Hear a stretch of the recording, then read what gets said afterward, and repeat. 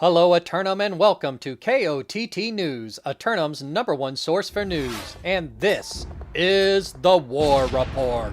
Dynamic change in the history of Eternum last night as the Marauders of Destroyerz marched down to the mosh pit and capture the Cutlass Keys. KOTT News were on the scene shortly afterwards to get the reaction from the new rulers of the region. Congratulations on your victory here in Cutlass Keys, overcoming the forces of Error.pxp. How do you feel the fight went out there for you tonight?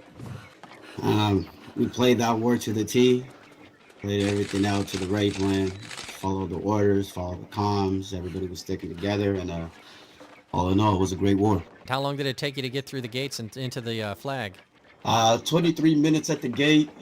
I can't remember when we took the flag, but it was a fun war. GG's to Error. Oh yeah, it gets pretty hectic once you're inside barking out those final orders. Was there anybody out there who really stood out in their performance for you tonight?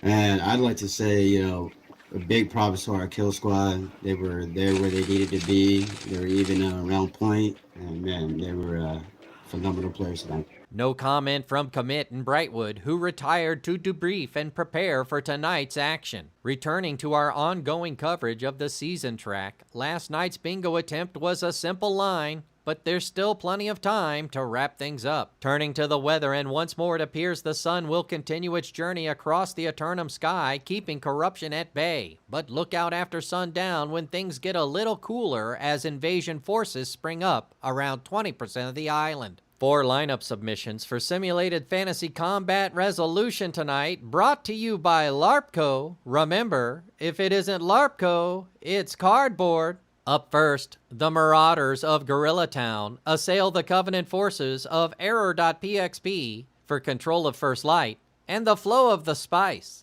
The former great house of Gorilla Town march into the Hyssop and Spice production facilities and attempt to secure the southern peninsula in the name of the Marauders. The Notbots of Error.pxp regrouping after their loss in the Keys last night, taking the lessons they learned and applying them to improve their defense tonight.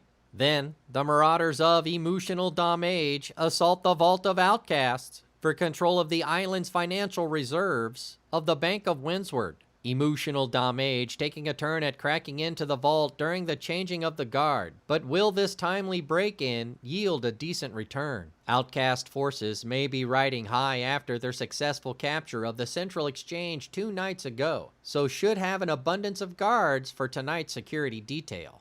Meanwhile, the Covenant hero worshippers of Outcast 2 assail the Syndicate members of Commit for control of the master fishing port town of Reekwater. Outcast 2 forces spent all day proselytizing to the masses, steadily building influence slowly, until Commit could no longer prevent the last-moment inquisition.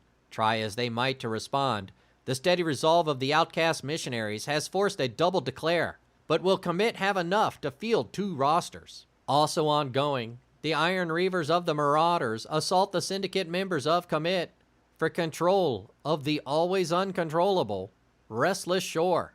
Iron Reavers forces going for that East Coast connection they were talking about 2 nights ago, hopeful that they'll be the ones getting the best effort since they were the first to declare. Commit forces may stand atop the Mudhill and give them their full attention, or they may focus their attention south, but we won't be able to tell until the final rosters are submitted. Be sure to tune in for complete coverage and reactions from the citizens tonight at 11. Until then, this has been War Correspondent JChalant, KOTT News.